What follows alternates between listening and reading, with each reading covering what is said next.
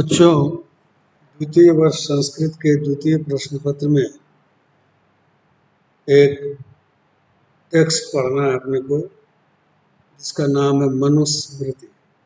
मनुस्मृति का द्वितीय अध्याय दूसरी इकाई में है, जिसको हम देखेंगे। सर्वप्रथम हम बहुत संक्षेप में आपको मनुस्मृति इत्यादि के विषय में बताएंगे। स्मृति क्या होती है? देखिए, किसी भी व्यवस्था को चलाने के लिए एक संविधान की आवश्यकता है, नियम आवश्यक है।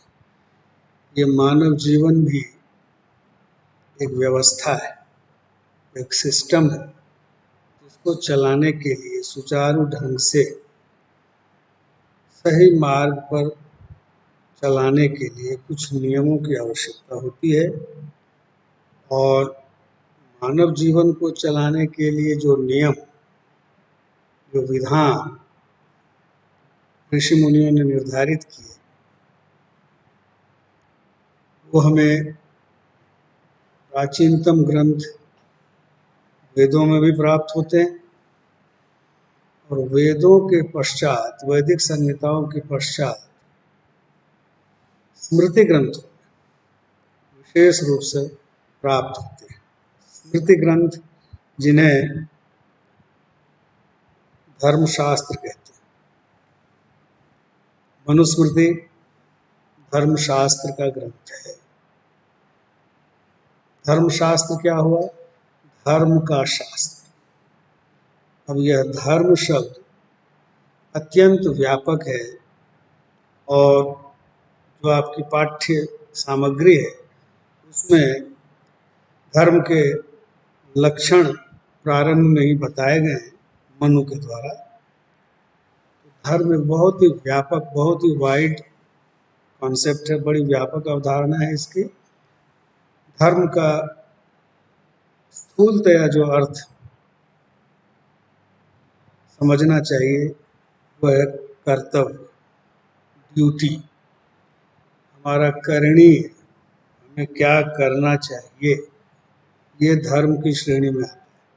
और जो नहीं करना चाहिए वो अधर्म की श्रेणी में आता है। धर्म का शास्त्र है, अर्थात धर्मशास्त्र कर्तव्य शास्त्र। हमें मनुष्य के रूप में जीवन जीते हुए क्या करना चाहिए, इसका जो व्याख्यान करता है वह धर्मशास्त्र है। इसे ही स्मृति के नाम से जाना जाता है। स्मृति शब्द में स्मृ धातु है और तिन प्रत्यय है। ये स्त्रीलिंग का शब्द बनता है, स्मृति है। स्मृति का अर्थ एक तो बहुत सरल अर्थ है जो हिंदी में भी प्रचलित है, जिसको स्मरण कहते हैं, याददाश्त बोलते हैं उर्दू में। स्मृति, रिमेम्बरेंस, किसी चीज को जो हम याद रखते हैं वो स्मृति है। यहाँ स्मृति तत्व चिंतन का एक माध्यम है, प्रकार है, और बहुत सारी स्मृतियां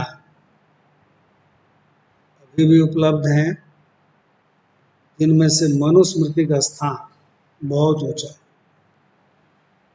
स्मृति शास्त्रों में धर्मशास्त्र के समस्त ग्रंथ, जैसे कुछ आपने नाम हो सकता है सुने हो, जैसे मनुस्मृति तो है ही, याज्ञवल्क्य स्मृति है, बहुत प्रसिद्ध है, हारीत स्मृति है, गौतम स्मृति है, शातातप स्मृति है। बहुत सारे स्मृतियों के नाम आप पढ़ेंगे इतिहास ग्रंथों में।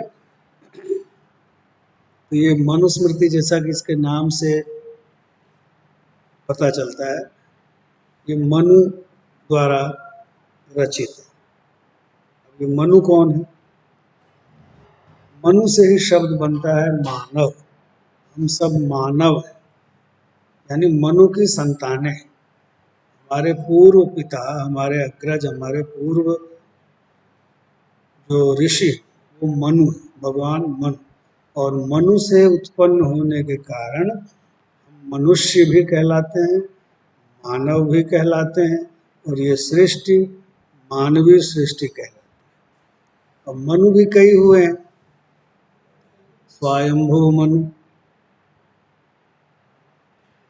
स्वायंभू अर्थात जो किसी से उत्पन्न नहीं हुए अपितु सबके जनक हैं, ऐसे मनु स्वायंभू मनु कहे जाते हैं। इनका कोई कारण नहीं, ये स्वयं उत्पन्न। फिर है प्राचेतस मनु, और फिर एक नाम आता है वैवस्वत मनु। तो इनमें से किस मनु की रचना मनुस्मृति है, यह तो निस्संदिग्ध रूप से नहीं कहा जा सकता, लेकिन मनु की रचना है इतना बिना किसी संदेह के स्वीकार किया जा सकता है। मनुस्मृति जो आपको पढ़नी है उसका मात्र दूसरा अध्याय है, और उसमें भी 1 से 150 श्लोक ही निर्धारित है। बहुत छोटा सा अंश आपको पढ़ना है।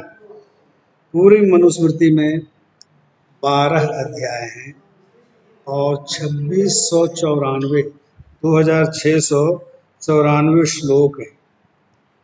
12 अध्यायों का ही विशालकाय ग्रंथ है, जिसमें बहुत सारे विषयों का विवेचन किया गया है। हमारा जो विवेच्य है द्वितीय अध्याय का जो पाठ्य अंश है, उसमें बहुत छोटा सा पाठ्यक्रम है आपका, जिसमें धर्म का लक्षण, उसकी वेद मूलकता, ये प्रश्न भी आता है। मनुस्मृति के अनुसार धर्म के लक्षण का प्रतिपादन कीजिए, इसकी वेद मूलकता को सिद्ध कीजिए, ये पढ़ना है। इसके अलावा श्रुति स्मृति की प्रामाणिकता, श्रुति और स्मृति की प्रामाणिकता। फिर है द्विजों के संस्कार, जो आपने 16 संस्कार सुने हैं, वो द्विजों के संस्कार कहे जाते हैं, और ये संस्कार भी प्रश्न रूप में हमें पूछे जाते हैं। भोजन के नियम, अति भोजन का निषेध, प्रणव, प्रणव एक बहुत महत्वपूर्ण अंश है इस अध्याय का। प्रणव जिसे ओम कहते हैं, ओमकार, प्रणव, प्रणव पर भी स्वतंत्र रूप से प्रश्न पूछा जाता है। व्याहृतियां, सावित्री, ये भी पढ़ना है।